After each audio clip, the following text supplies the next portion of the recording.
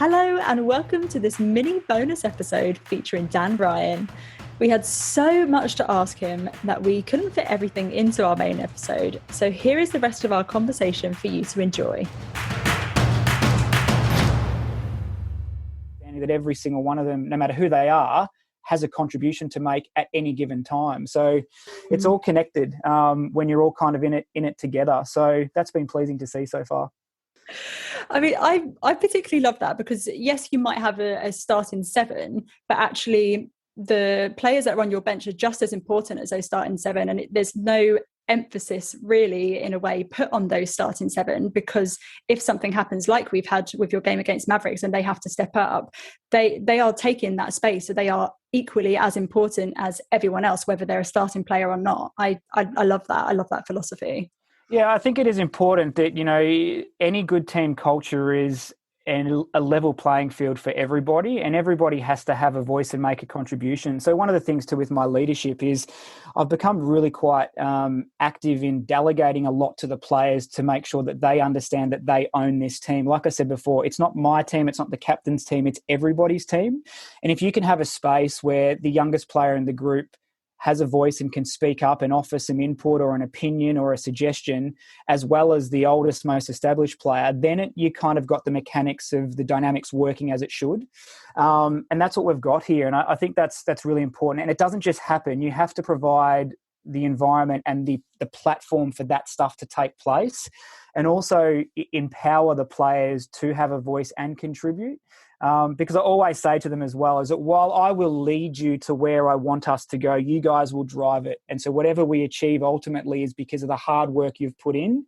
I'll hold your hand to a certain extent and I'll be your biggest supporter and your biggest critic. But whatever you achieve will be because of your own inner drive and your collective approach as a team. So the players have really bought into that. And for us, they had to, because it was a brand new club with a blank canvas. So there was nothing to build on.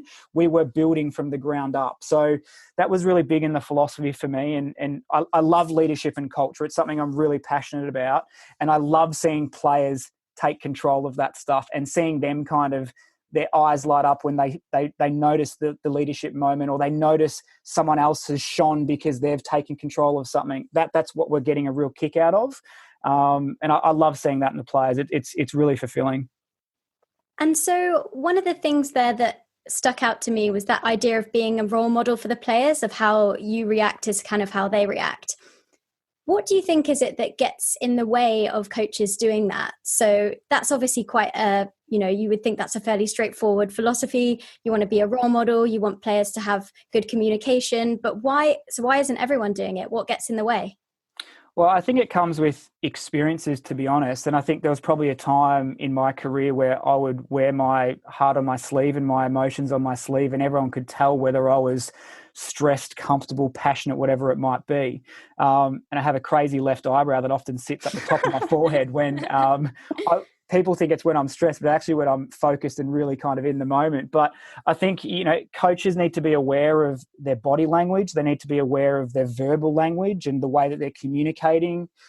All of those things actually matter. And I think unless you are mindful of those things or have that level of self-awareness, which is all a part about developing as a coach. And there were times where I probably didn't really understand those things. But as my career has gone on and, I've had some really tough experiences as a coach, but through those tough experiences where I've had my greatest growth and my greatest development and my biggest learnings, that now I'm actually really in tune with that stuff. So if I radiate a level of positivity or composure or passion to the group, you really need to read the room to see how it's going to connect with the players. And I think one thing that we're capturing at the moment is our training sessions are really intense. They're really task-focused, orientated around the process of what we want to do when we play the game.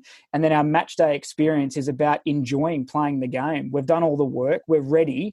I'm not going to hammer you with we must do this, we must do that, because you know it. And if you don't know it now, you're not going to know it right now. So in capturing that is really critical. But I think that comes from experience, to be honest. And all coaches will do things differently. But I know for me that, my emotional intelligence and my self-awareness has grown out of sight over the past couple of years. And I'm really passionate when I coach around like the reason I love coaching is the human element. It's human being working with human being, and we're both working towards the same thing. We have different roles. My job is to get the best out of you. And if I say the right word, it might have the right impact. If I leave you alone, it might have the right impact. If I make you laugh, it might just relax you to that point where you play your best netball. So just figuring out all those things is fascinating. And I love that stuff.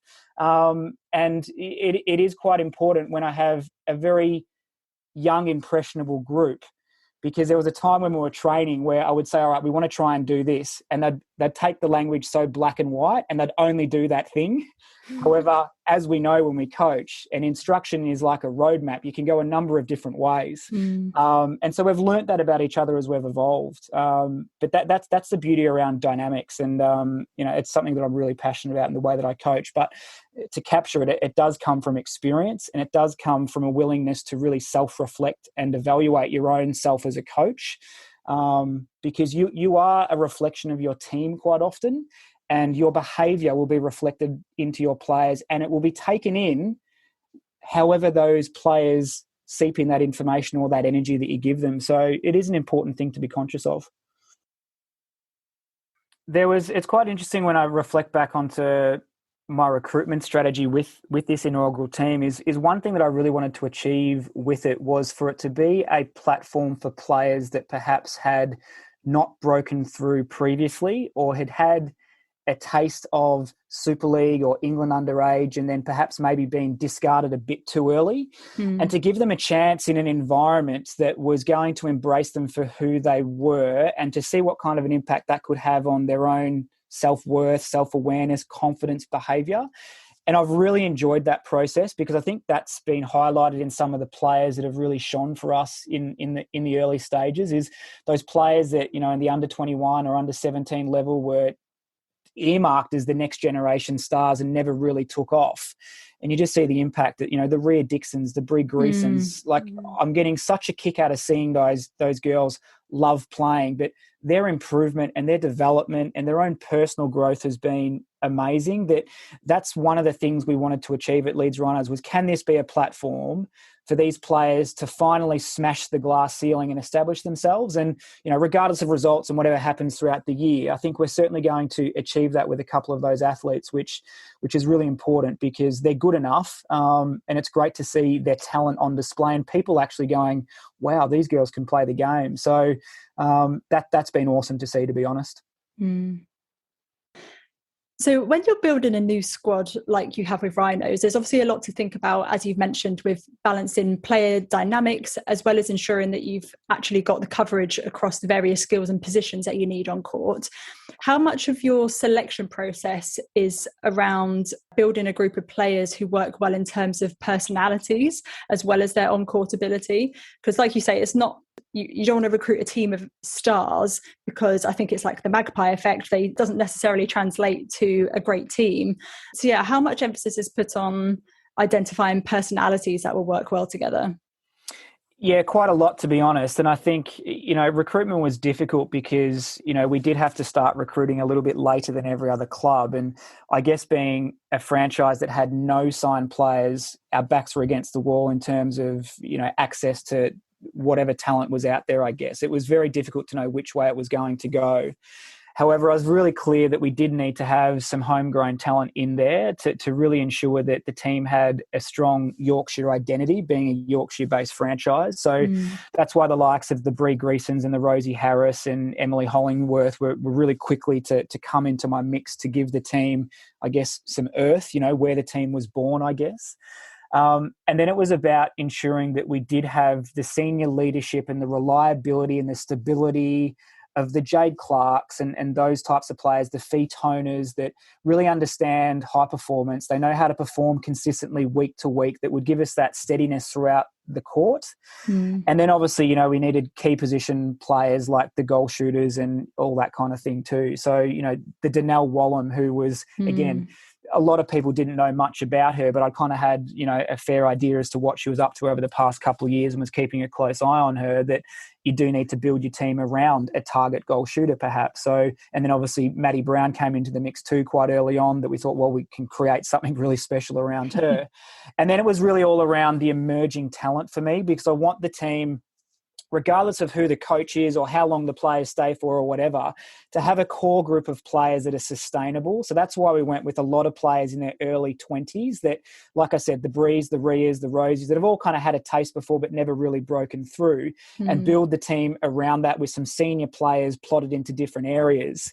But even like a Vicky Owasola, who's probably one of our more senior established players, she's only 23 and she's an absolute weapon. So seeing her take the step in her career from being the young kid at Loughborough to now being the senior defensive player here in our lineup and being so critical in the style of netball that we play, it's an opportunity for her to step up and take the next level. So that's kind of how we look to do it. And a lot of them actually had known each other for a long time, but never really played on court with each other. So a lot of them had played at different franchises, been bench players in other parts or through the England under pathway system. And there was a lot of formed friendships. So that makes a massive difference.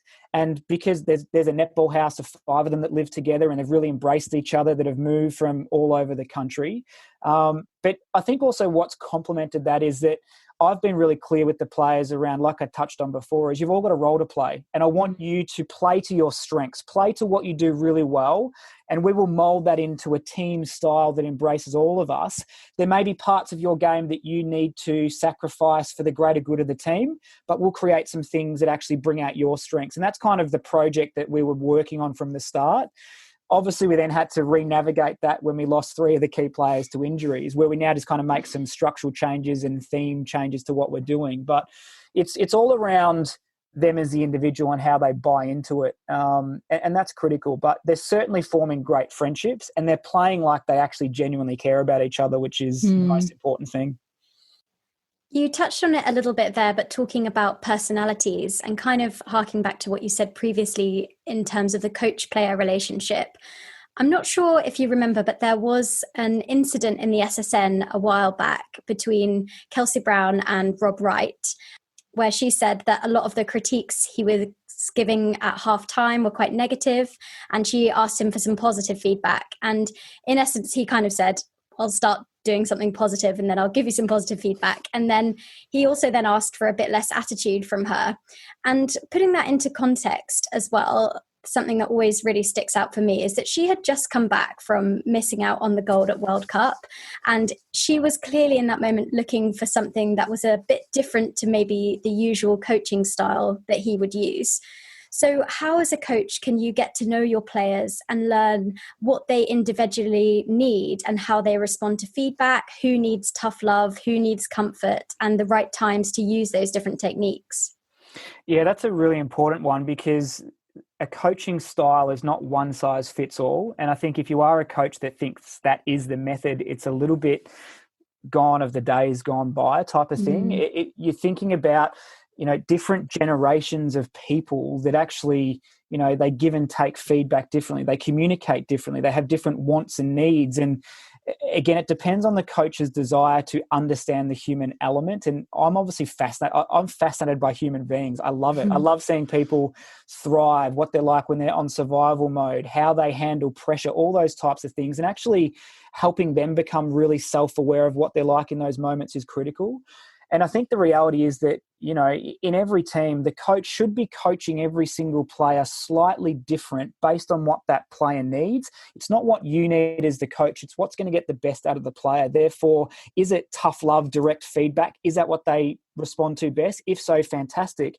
But you may have the player that sits directly next to them on the bench that actually needs an arm around them, a pat on the back, and more of a conversation rather than brutal honesty between the eyes. And being prepared as a coach to alter that delivery style is the difference, I guess, between good coaching and great coaching, is how well can you connect and engage. And what you say matters. When you say it matters. Because there are times too where no coaching is good coaching, and just leaving a player alone and not saying anything, that's actually coaching. And quite often we can see coaches just talk and say stuff and say more stuff. And, even the whole skill of information gathering, like how much you say to your players, how much are they actually registering, how much are they actually understanding what you're saying? Because if you've said more than 2 or 3 pieces of information, I guarantee you they've forgotten the rest. So that's really critical. But again, that's a trained skill in coaching, and that's a a deep level of awareness and I guess the art of communication, which is critical. And I guess in that instance there between Rob and Kelsey is you had a very fatigued and fractured athlete that was desperate for an arm around her, and a coach that I guess was impatient, just wanting a performance to be of standard of what he was expecting. So there was a difference between the two there. And it does work two ways. There's always, a part of the coach that needs to buy into the athlete and the athlete that needs to buy into the coach, because, you can be direct to a player that is underperforming and their level of underperformance is impacting the players around them. So they do need to be held accountable for that. But I guess the art of the main skill is, well, yes, they're underperforming, but as the coach, if you're trusting them to play that position, how can you get the best out of them? So that's fascinating. That's the human element of coaching, which is the fun stuff. And it's not easy.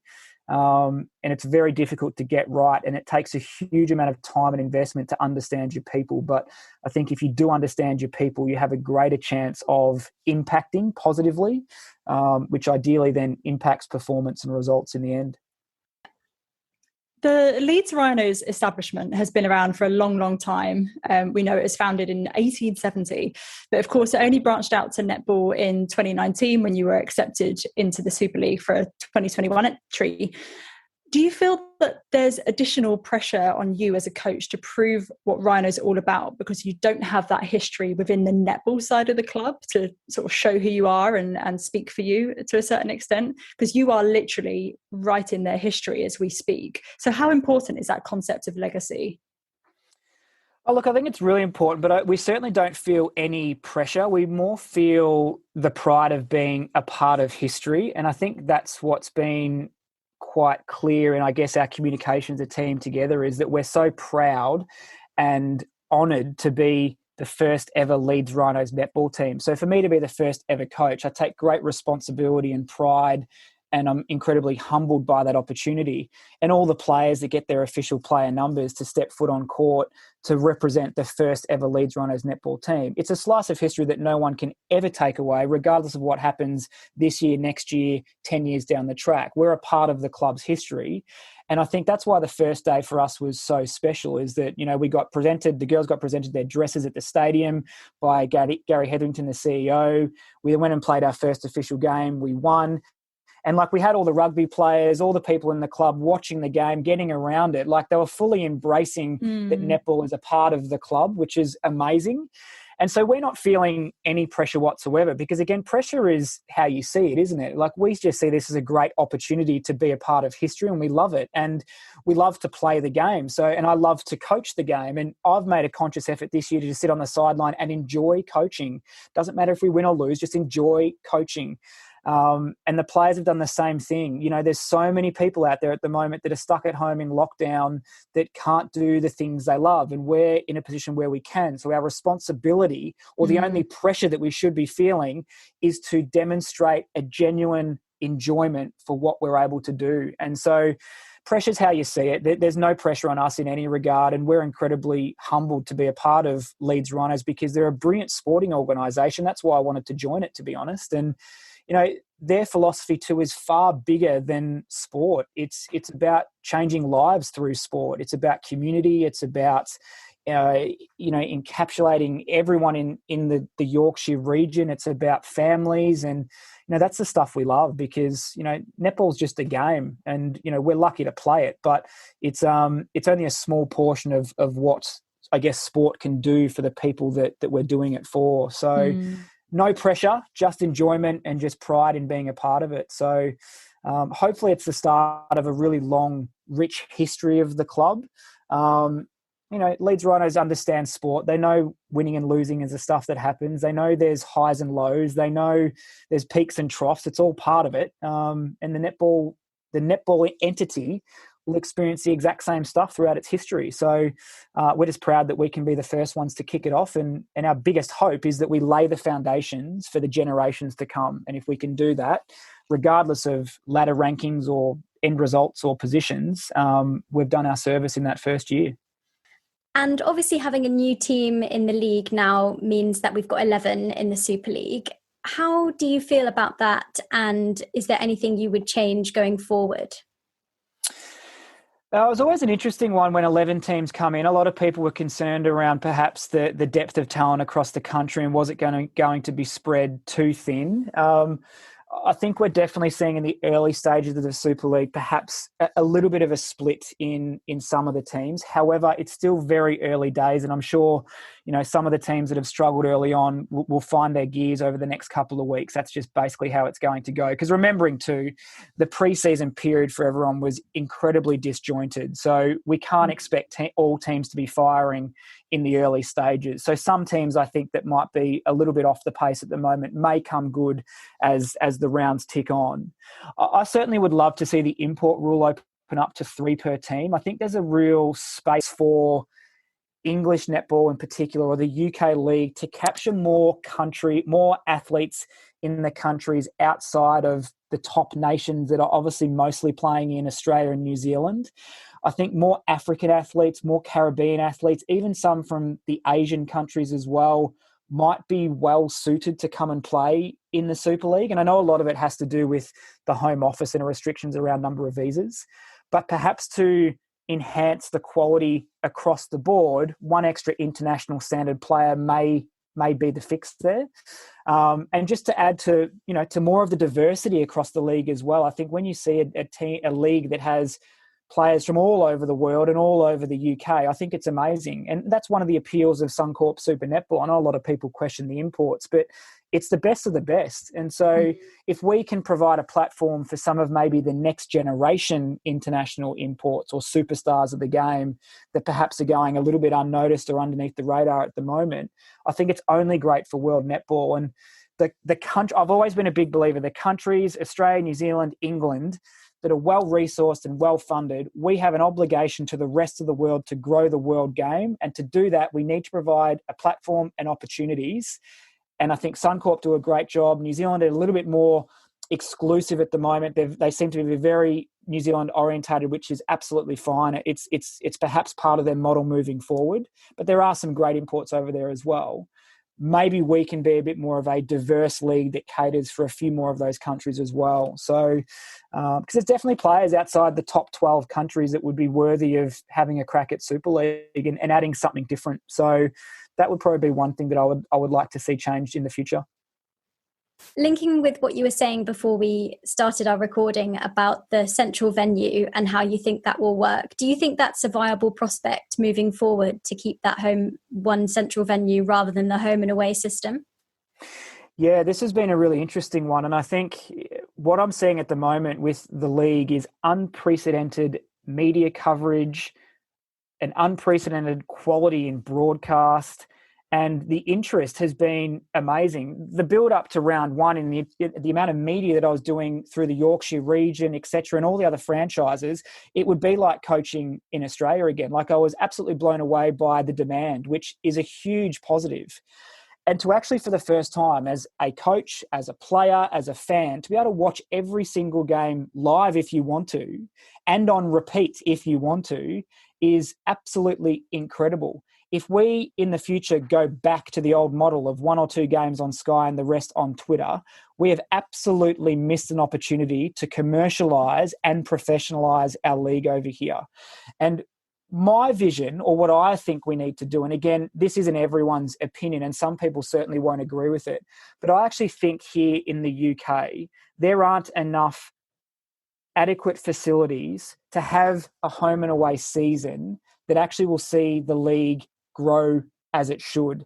We're not playing in, we're still playing in sports halls that have 100 different lines over the court. We're playing in little university dungeons that certainly aren't promoting a product of professionalism and slick branding and commercialisation, where the product that England Netball are putting out at the moment in this central venue, it is amazing. And the atmosphere, even though there's no crowd, you are so geared up before the start of the game because of the theatrics and the drama and the presentation. It's amazing.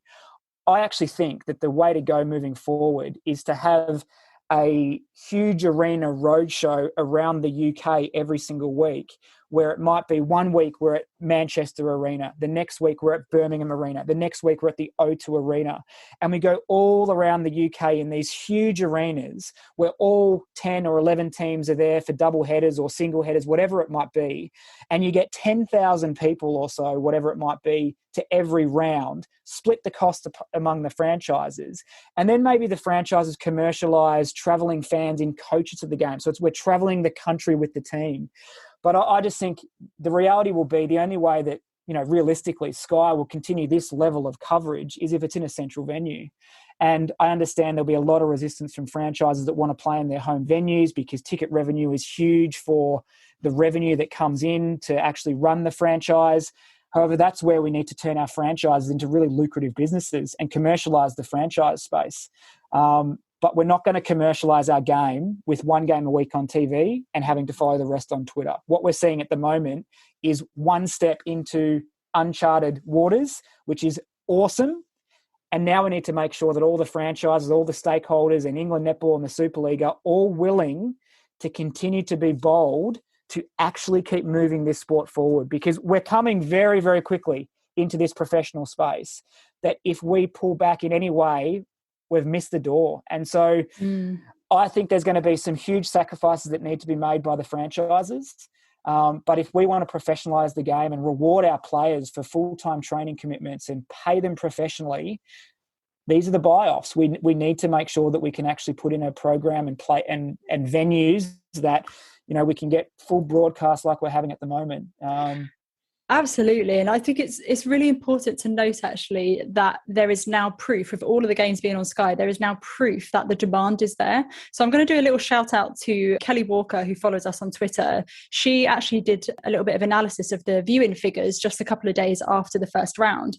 So round 1 and 2 started on the 12th of Feb. By the 16th of Feb, so it's only 4 days later, just going to pick out a couple of the key stats. So the Bath Lightning game had 30,000 views within the first 4 days. Surrey Storm v Mavs was 26,000. The Seven Stars versus Wasps, 22,000.